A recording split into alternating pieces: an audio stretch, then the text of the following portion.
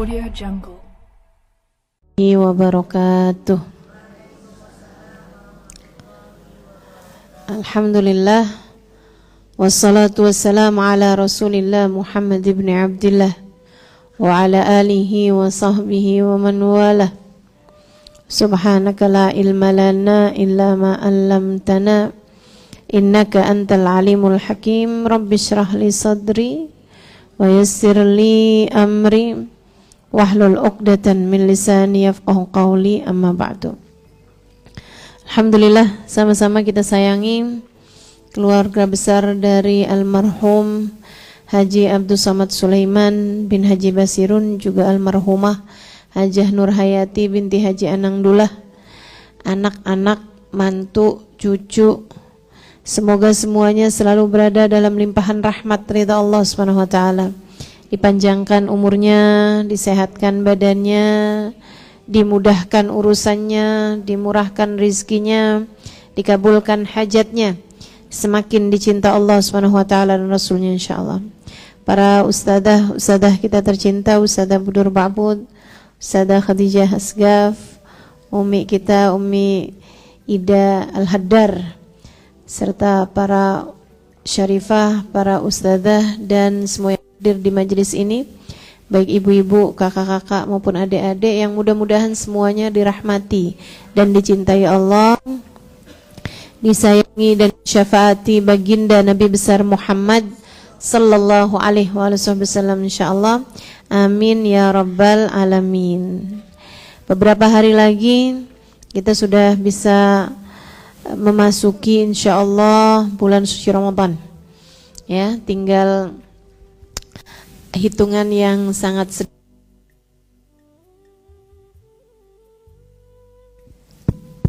Kita sudah akan memasuki bulan yang di dalamnya terdapat hari yang kalau kita beribadah di dalamnya khairun min alfi syahr, lebih baik daripada 1000 bulan.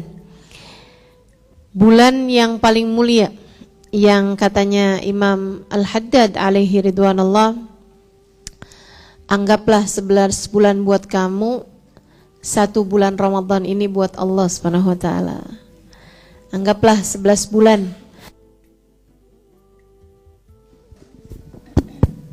Allah. Anggaplah 11 bulan kamu mengerjakan urusan-urusan duniamu, dan pada bulan Ramadan ini anggaplah kamu mengerjakan urusan-urusan untuk Allah Subhanahu wa taala. Dan sepengalaman saya, kalau Ramadan saya benar, kayaknya 11 bulan berikutnya lebih mudah untuk mengerjakan ibadah, lebih mudah untuk meninggalkan dosa-dosa. Kayaknya kalau Ramadan saya benar gitu, saya perhatikan tuh 11 bulan jadi lebih ringan. Lebih ringan buat mengerjakan ketaatan-ketaatan kepada Allah Subhanahu wa taala.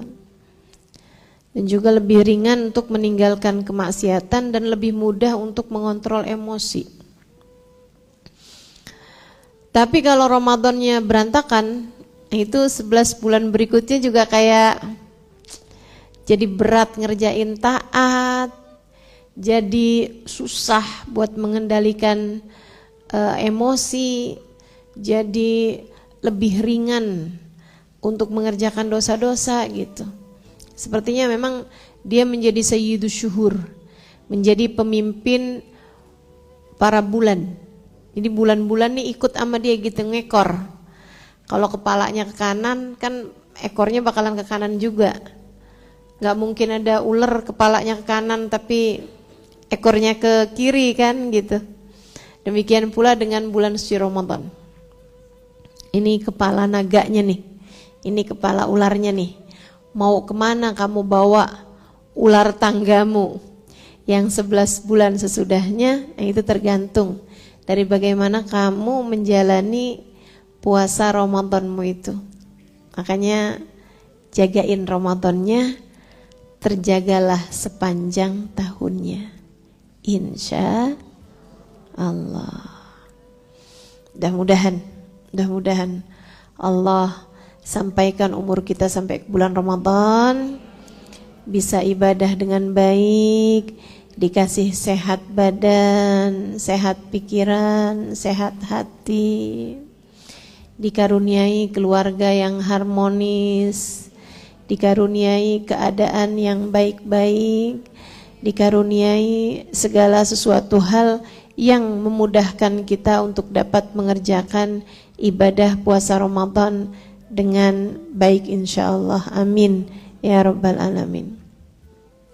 Mau bilang dengan sempurna kayaknya jauh dari kesempurnaan, tapi ya kita bisa melakukan yang terbaik yang bisa kita buat insyaallah. Bulan Ramadan itu namanya aja Ramadan. Nabi Muhammad alaihissalam yang memberinya nama bulan ini. Dulunya asalnya namanya bukan Ramadan gitu. Di masa jahiliyah kemudian oleh baginda Nabi diganti dengan nama Ramadan. Disebut Ramadan karena masa awal terjadi bulan suci Ramadan pas banget lagi musim panas. Musim panas, Ramadan itu dari kata-kata romdo. Romdo itu padang pasir panas kota Mekah. Padang pasir panas, ya, itu namanya romdo. Disebut romdo atau disebut Ramadan karena dia membakar dosa-dosa. Karena artinya Ramadhan ya Ramadhan itu artinya membakar. Sesuatu yang membakar. Padang pasir lagi panas-panasnya itu cukup buat membakar. Orang Arab kalau lagi musim panas itu mereka kalau memasak apa-apaan, misalnya mau bikin telur rebus, mau bikin jagung panggang, misalnya gitu. Mereka masukin aja tuh ke romdo, ke padang pasir panas tuh. Gurun pasir tuh, kada datang gurun pasir, taruhin itu, terus ditumpuk-tumpuk gitu. Nggak lama di buku udah matang teman-teman, dari panasnya. Itu bisa 60 derajat Celcius gitu, kalau di padang pasirnya gitu. Kebayang kayak apaan panasnya. Nah itu Ramadan tuh. Nah Ramadan disebut Ramadan fa innahu yarmadud dunub. Fa'innahu yarmadhu dhunub. Dia disebut Ramadan karena dia bisa membakar dosa-dosa kita. Dosa sepanjang 11 bulan bisa kehapusan sama Ramadan yang 30 atau 29 hari. Ini penghapusan dosa untuk setahun. Penghapusan dosa tuh Allah kasih macam-macam. Ada yang harian, ada yang mingguan, ada yang tahunan, gitu ya. Yang bulanan ada juga sih. Yang harian itu Allah jadikan ampunan Allah paling banyak turun sesaat menjelang subuh, yaitu akhir malam, sama sesaat menjelang maghrib, yaitu akhir hari. Menjelang subuh sama menjelang maghrib. Dua waktu tersebut adalah waktu yang paling banyak Allah menurunkan ampunan. Allah paling banyak menurunkan ampunan di dua waktu tersebut. Innallaha yanzil fi thuluthil lailil akhir. Sungguhnya Allah Subhanahu wa taala turun pada sepertiga malam terakhir. Artinya rahmatnya turun, karunia-Nya turun. Wa yunadi hal min mustaghfirin hal min taib. Hal min talibi hajatin fauniluhul matalib. Katanya sahibul maulid ad-dibai dalam hadis qudsi, Nabi Muhammad alaihissalam menyampaikan firman Allah SWT, sungguhnya Allah turun pada sepertiga malam yang terakhir kemudian memanggil, mana nih hambaku yang memohon ampunan, mana nih hambaku yang meminta hajat, mana nih hambaku yang bertaubat, aku akan mengabulkan hajat-hajat mereka semua. Jadi turunnya ampunan harian itu paling banyak di jam-jam seperti itu. Jam jelang subuh sama jam jelang maghrib. Ampunan harian. Bahkan juga dalam hadis yang lain Nabi Muhammad menyebutkan tentang as-salah ila salah kafarah lima bainahuma. Dari satu sholat ke sholat yang lainnya juga ngapusin dosa di antara keduanya. Jadi sholat subuh nih, ngapusin dosa antara isya ke subuh. Kamu mungkin ngerjain dosa-dosa kecil ini itu gitu. Datang waktunya duhur kamu ngerjain sholat. Nah, sholat duhurmu ini ngapusin dosa. Dari mulai duhur dari mulai subuh ke duhur. Dalam hadis yang lain Nabi Muhammad juga menyebutkan tentang sholat sebagai penghapus dosa harian. Katanya Nabi Muhammad alaihissalam, "Mathalus sholawat kamathalin nahri bibabi ahadikum yaghtasil minha khamsa marrat. Hal yabqa fi daranihi syai'." Perumpamaan sholat 5 waktu itu kayak perumpamaan sungai di depan rumah salah seorang di antara kalian. Dia mandi di sungai itu sehari 5 kali. Apakah tersisa bagi dia dosa-dosanya? Sahabat bilang, "La ya Rasulullah." Enggak wahai Rasul. Apakah tersisa kotorannya kalau orang mandi sehari 5 kali? Saya aja mandi kebanyakan sehari sekali sih. Kalau berasa agak enggak enak barulah 2 kali gitu. Segitunya aja saya berasa bersih. Gimana yang 5 kali? Ya kan? Nabi Muhammad cerita perumpamaan sholat kalau dikerjakan dengan benar, atau sekurangnya berjamaah lah ya. Nah itu katanya Nabi Muhammad seperti perumpamaan sungai di depan rumah salah seorang di antara kalian. Dia mandi di sungai tersebut sehari 5 kali. Kira-kira ada dakinya enggak tuh tersisa? Enggak wahai Rasul, kata para sahabat nih. Kata Nabi Muhammad, demikianlah dengan sholat. Ketika seseorang mengerjakannya sehari 5 kali, maka insya Allah tidak tersisa dosa-dosanya. Dosa-dosa kecil, ya, dan dosa-dosa antara kita sama Allah. Kemudian ada penghapusan dosa untuk mingguan. Kata Nabi Muhammad, al-jum'ah ilal jum'ah kafarah 5 bainahuma. Dari Jumat ke Jumat berikutnya, kalau dikerjakan bagus Jumatnya, nih mulai nanti malam nih, masuk Jumat nih, itu bisa ngapusin dosa seminggu. Jadi kayak ibarat gini loh, ibarat ruangan nih, rumah. Rumah tuh kan ada kita nyapu, bersihin harian. Ada juga yang ngebersihin mingguan. Nah ini ada juga yang ngebersihin tahunan. Nah kalau tahunan ini kan yang berarti yang kayak ngecat gitu kan. Nah kalau yang harian nih kan ngebersihin harian nih kan yang sampah-sampah, debu-debu lah, debu-debu sama pohon. Kalau banyak ininya ya, banyak daunnya, itu kan mesti disapu harian tuh. Nah, ada lagi yang mingguan misalnya kayak nyikat-nyikat kamar mandi, begitu kan ya, ngepel-ngepel yang memang jarang-jarang kesentuh gitu, mingguan. Nah ada juga nih yang sifatnya tahunan. Yang tahunan tuh saya rasa kalau misalnya kayak plafon-plafon ada yang udah jelek kan diganti gitu. Pembersihan yang sifatnya adalah tahunan gitu. Ada kerusakan atau ada kotor-kotor yang nggak cukup dengan disapu, nggak cukup dengan dipel. Disitulah fungsinya Ramadan. Ramadan ila Ramadan kafarah 5 bainahuma. Dari Ramadan 1 ke Ramadan yang berikutnya menghapuskan dosa di antara tengah-tengahnya. Ini nih, dosa-dosa yang bandel-bandel nih, kalau kamu datang ke Ramadan dengan sungguh-sungguh, insya Allah Ramadanmu akan yarmadud dunub, akan menjadi penghapus dosa kita, sehingga kalau Ramadannya benar dijalankan sampai dengan akhir Ramadan, kayak katanya Nabi Muhammad, man shoma Ramadan wa qamahu imanan wa ihtisaban kharaja min dzunubihi kayawm waladathu ummuh. Siapa yang menjalankan puasa Ramadan dengan bagus dan ibadah di waktu malamnya dengan bagus, maka dia akan keluar dari bulan Ramadan seperti bayi yang baru dilahirkan dari rahim ibunya. Mudah-mudahan itu yang terjadi pada kita semuanya, insyaallah. Amin. Nah, saya sekarang mau membacakan khutbahnya Nabi Muhammad SAW di akhir Sya'ban, sebagaimana ditulis dalam kitab Az-Zawajir. Yang saya bacakan ini dari kitabnya Al-Habib Muhammad bin Abdul Al-Haddar. Namanya Nafahat Ramadaniyah, karunia-karunia yang Allah turunkan pada bulan Ramadan. Nah, beliau menuliskan di kitab ini, khutbatun Nabi sallallahu alaihi wa ala alihi wasallam akhir Sya'ban kama fi Zawajir.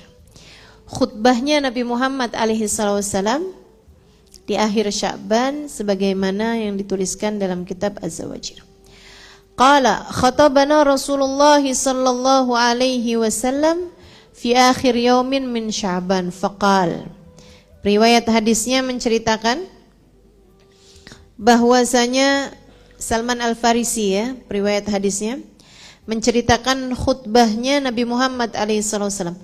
Nabi Muhammad berkhutbah kepada kami di akhir hari dari bulan Sya'ban. Faqal, Nabi Muhammad mengatakan, ayyuhan nas, qad adhallakum syahrun 'azimun mubarak. Wahai sekalian manusia, telah datang kepada kalian atau segera akan datang kepada kalian syahrun, bulan, azimun, yang agung, mubarakun, yang penuh berkah. Syahrun fihi lailatun khairun min alfi syahr. Bulan yang di dalamnya terdapat satu malam lebih baik daripada 1000 bulan. Bukan 1000 malam ya, tapi 1000 bulan. Ini luar biasa banget kelipatannya ini. Kenapa kok nyebutnya 1000 bulan? Karena itu batas umur yang paling banyak bagi umat Nabi Muhammad alaihissalam. Umurnya umat Nabi Muhammad tuh rata-rata 70 tahun, 80 tahun gitu. Udah 80 tahun tuh udah orang kalau dia sakit doainya husnul khotimah aja udah. Kalau udah umur 80 tahun tuh, begitu kan? Makanya subhanallah gitu. Orang-orang itu yang saya perhatiin nih, kalau umur-umur kecil pengen suka ditua-tuain. Kayak biar yang tua lebih dipercaya gitu. Jadi umurnya tuh kayak dia coba tua-tuain. Tapi nanti kalau udah tua nih, kayak suka dimuda-mudain. Begitu ya. Kayak suka dimuda-mudain gitu. Karena kayaknya memang kalau udah umur 80-an tahun tuh udah deket sama tanah gitu ya. Padahal sih belum tentu juga. Kadang-kadang orang umurnya sampai dengan 90 tahun, jarang tapi ya. Qalil man yujawiz 80. Kata Nabi Muhammad, umur umatku ini ma baina 60 wa 70, antara 60 ke 70. Qalil man yujawiz 80, jarang banget, sedikit yang umurnya sampai di atas 80 tahun. Di sini ada yang 80 tahun? Enggak ada. Enggak ada. Kalaupun ada enggak hadir majelis ya. Udah Mi di rumah aja. Enggak apa-apa dengerin ustazah dari live streaming aja. Sama aja kok Mi. Begitu kan. Kita doakan orang-orang tua kita mudah-mudahan semakin dipanjangkan umurnya. Karena seringkali karena keberadaan mereka, orang tua yang ahli ibadah, bumi ini menjadi tenang. Allah tuh kalau mau nurunin azab kepada satu kaum karena kemaksiatan hamba-hambanya, itu enggak tega kalau ngelihat orang tua lagi ruku, lagi sujud. Makanya tanda akhir zaman memang tambah semakin sedikit orang tua yang bisa ruku, bisa sujud. Kalau di rumahmu ada perempuan tua udah umur 70-an tahun, laki-laki tua udah usia 70-an tahun, masih bisa ruku, masih bisa sujud, itu penghalang bala buat keluarga kalian. Jagain yang benar. Kata Nabi Muhammad, laula syuyukhin rukka walaulal maradi' rudda walaulal marati' rutta lahudimat suamitul ardi. Andai tidak karena laki-laki atau perempuan tua yang ruku, andai tidak karena perempuan-perempuan yang menyusui anaknya, andai tidak karena binatang-binatang ternak makan rumput, niscaya Allah sudah akan menghentakkan bumi karena kemaksiatan hamba-hambanya. Jadi itu penghalang bala dari kita tuh 3 hal itu tuh. Makanya tambah akhir zaman tambah jarang. Tambah jarang orang tua yang ruku sujud karena udah pada sakit ya. Jarang yang tetap bisa ruku, tetap bisa sujud. Makanya kalau ada di antara kamu yang masih pada punya orang tua yang alhamdulillah masih bisa ruku, masih bisa sujud, nah itu benar-benar ngalangin bala. Doa mereka mustajab, terutama buat keluarganya. Jagain yang benar.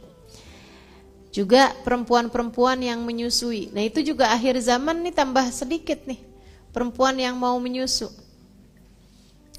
Banyak juga yang kayak keribetan gitu kan urusan menyusui, terus akhirnya jadi gak mau menyusui. Juga ternak-ternak yang makan rumput tambah akhir zaman tambah jarang. Karena padang rumputnya ganti jadi lapangan golf. Dan kalau lapangan golf kan gak boleh dimakanin rumput ya. Gak boleh rumputnya dimakan. Gitu. Alhamdulillah ala kulli hal. Qad adallakum syahrun azim mubarak. Makanya di sini disebutnya khairun min alfi syahr. Ada satu malam yang lebih baik daripada 1000 bulan. 1000 bulan tuh umurnya umat Nabi Muhammad 83 tahun. 1000 bulan tuh sekitar segitu ya. 83 tahun. Nah, umur kita rata-rata nggak nyampe segitu. Jadi maksudnya Nabi Muhammad tuh satu hari kamu ibadah nyukupin kamu dari sepanjang umur kamu gitu. Kalau kamu bisa dapetin malam tersebut. Ja'alallah siyamahu faridah. Kata Nabi Muhammad nih, Allah jadikan puasanya hukumnya wajib. Wa qiyam lailihi tatawwu'a. Dan Allah jadikan ibadah malamnya sebagai tambahan ibadah. Ibadah sunnah, tambahan ibadah. Man tagarraba fihi bi khaslatin min khair kana kaman adda faridatan fima siwa. Siapa yang mengerjakan satu hal kebaikan di bulan Ramadan, kebaikan sunnah, dia seperti mengerjakan kewajiban pada bulan yang lain. Wa man adda faridatan fihi kana kaman adda sab'ina faridatan fima siwah. Dan siapa yang mengerjakan kewajiban di bulan Ramadan seperti mengerjakan 70 kali pekerjaan wajib pada selain Ramadan. Jadi yang ngerjain perkara-perkara sunnah kayak misalnya taraweh, dia kerjakan 20 rakaat. Itu kayak mengerjakan 20 rakaat sholat fardu. Pahalanya. Bukan berarti yaudah kalau gitu saya gak usah sholat wajib lagi gitu, enggak gitu, tapi maksudnya pahalanya tuh kayak begitu. Dan siapa yang mengerjakan yang wajibnya, kayak ngerjain sholat duhur, asar, maghrib, isya, kayak 70 kali ngerjain sholat fardu di bulan-bulan yang lain. Bukan artinya dia nggak usah ngerjain yang fardu di bulan yang lain ya, ini pahalanya tuh berlipat gandanya sampai sebegitu gitu. Wa huwa syahrus sabr, bulan Ramadan adalah bulan kesabaran. Memang sih, karena kan buat puasa kamu perlu sabar. Terutama yang masih latihan puasa. Perlu sabar. Kemudian lagi sabar nahan lapar, kan begitu ya? Juga diperlukan sabar waktu buka. Jadinya enggak ngos-ngosan. Buka puasanya diembat semuanya. Yang ini belum dikunyah udah masuk lagi makanan yang lain, tuh nggak sabar namanya. Yang sabar. Jadi kalau ngelihat orang buka panik bilang sabar, yang sabar, nggak akan kemana-mana maghribnya ya. Perlu sabar. Terawih perlu sabar, jadinya nggak nyari-nyari yang paling cepat. Perlu sabar ngerjain terawih. Perlu sabar bangun sahur, makan sahur, kan perlu sabar tuh. Bulan Ramadan perlu sabar. Wa huwa syahrus sabr, bulan Ramadan bulannya kesabaran, was sabr thawabuhul jannah, sementara sabar pahalanya adalah surga. Wa syahrul muasah, dan bulan kelapangan rezeki, bulan kelapangan rizki. Bulan kamu melapangkan rezeki bagi orang lain, dan juga bulan Allah memberikan kelapangan rezeki bagi hamba-hambanya. Subhanallah. Puasa sebenarnya kan, orang kan nyari rezekinya berarti kan lemes, waktunya juga jadi terbatas. Tapi bulan Ramadan tuh bulan Allah ngasih banyak rezeki kepada hamba-hambanya. Dan memang terbukti itu ya, bulan Ramadan roda perekonomian naik dan cepat jalannya gitu kan. Karena memang Allah SWT menjanjikan bulan Ramadan itu sebagai syahrul muwasah, bulan Allah SWT meluaskan rezeki hamba-hambanya. Wa syahrun yuzadu fi rizqil mu'min fi, kata Nabi Muhammad, bulan di mana Allah SWT menambahkan rizkinya orang yang beriman di bulan tersebut. Jadi kalau kamu sampai bulan Ramadan rezekimu kok seret, yang harus kamu pertanyakan adalah, mukminkah kamu di hadapan Allah? Saya kok bulan Ramadan tapi rezeki saya susah banget ya, sampai buat makan susah misalnya gitu, sampai buat ibadah susah, mau ngerjain sunnah, ngebeliin bajunya anak-anak bulan hari lebaran kok susah misalnya gitu. Yang perlu kamu pertanyakan adalah, mukminkah saya di hadapan Allah? Sebab yang dijanjikan nambah rezekinya di bulan Ramadan adalah orang yang mukmin, orang yang beriman. Mudah-mudahan Allah jadikan kita beriman dengan hakikat keimanan, insyaallah. Man fattara fihi sha'iman kana maghfiratan lidunubih.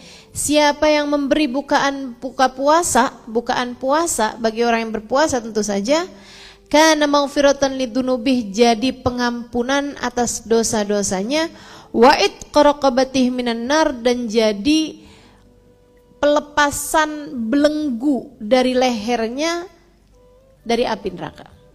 Pelepasan belenggu di lehernya dari api neraka. Jadi kayak dia udah mestinya masuk neraka nih, tapi karena memberi bukaan puasa, orang yang berpuasa Allah lepaskan belenggu di lehernya tersebut. Gak main-main ini ya. Wa kana lahu mithlu ajrih min ghairi ayyanqus min ajrihi syai'a. Dan dia juga mendapatkan pahala seperti orang yang berpuasa tersebut, tanpa berkurang pahalanya sedikit pun juga. Ini teman-teman, menurut saya hal yang unik nih dari puasa, dari memberi bukaan puasa di bulan Ramadan. Sehingga sekalian saya muliakan, kamu pernah kepikir nggak dapetin pahala ibadahnya orang lain? Kalau saya sih pernah kepikir, tentu nilainya nggak sama. Menurut kamu sholatnya Habib Umar sama apa nggak sama? Pahalanya sama nggak sama? Nggak sama. Bedanya dikit apa banyak? Banyak. Menurut kamu sholat kamu nih, kamu sholat subuh tadi pagi, Hubaba Nur sholat subuh juga.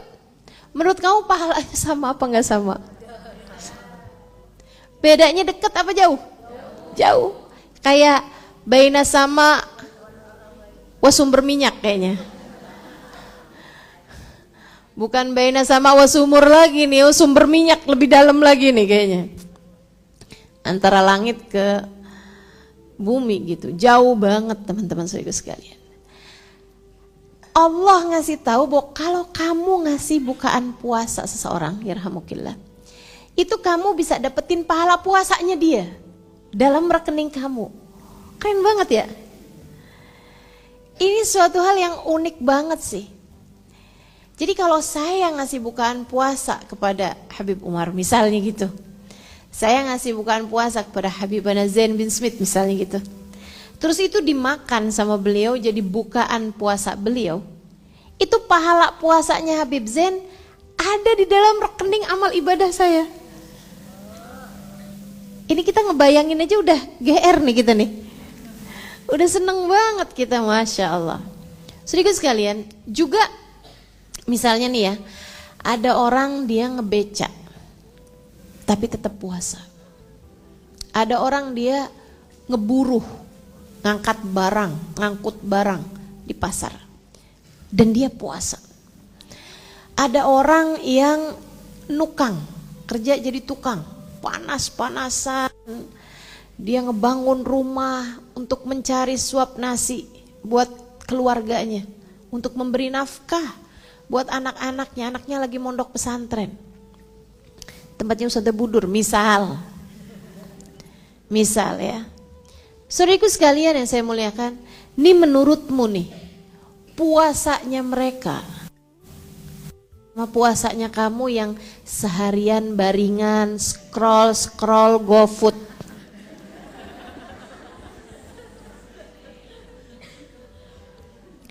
sama apa nggak sama? Nggak sama. Deket apa jauh beda pahalanya? Jauh teman-teman saudaraku sekalian. Tapi uniknya subhanallah, man fattara sa'iman falahu mithlu ajri la yanqus min dzalika syai'a.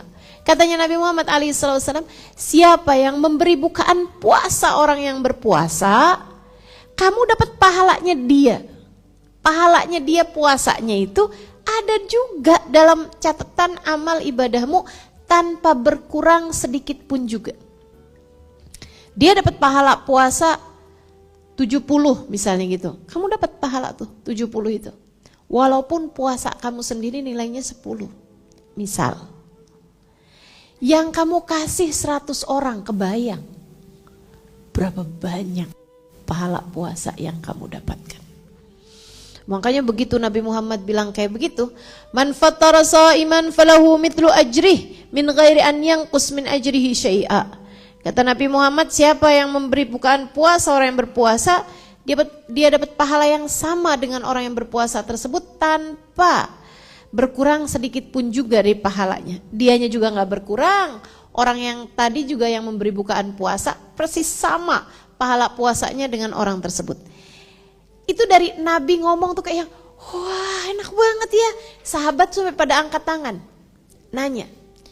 Mereka bilang qalu, para sahabat bertanya nih, ya Rasulullah, laisa kulluna yajid ma yufattiru shaim. Wahai Rasul, enggak semua dari kami kaya bisa ngasih bukaan puasa sama orang lain. Enggak semua dari kami kaya wahai Rasul sehingga bisa memberi bukaan puasa bagi orang lain. Qala Rasulullah sallallahu alaihi wasallam, Nabi Muhammad menjawab, yu'tillah hadzal thawab man fattara sha'iman ala tamrah aw syarbat ma aw madaqqat laban. Kata Nabi Muhammad, Allah ngasih pahala kayak begitu tuh, pahala yang sama dengan orang yang berpuasa tadi itu, buat orang yang ngasih bukaan puasa walaupun beberapa biji kurma, asal jangan bijinya aja.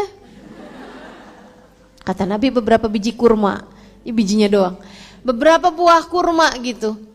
Walaupun hanya dengan beberapa buah kurma kamu berikan kepada orang lain, dia jadikan makanan pembuka puasa dia, maka dia dapat pahala yang sama dari orang tersebut.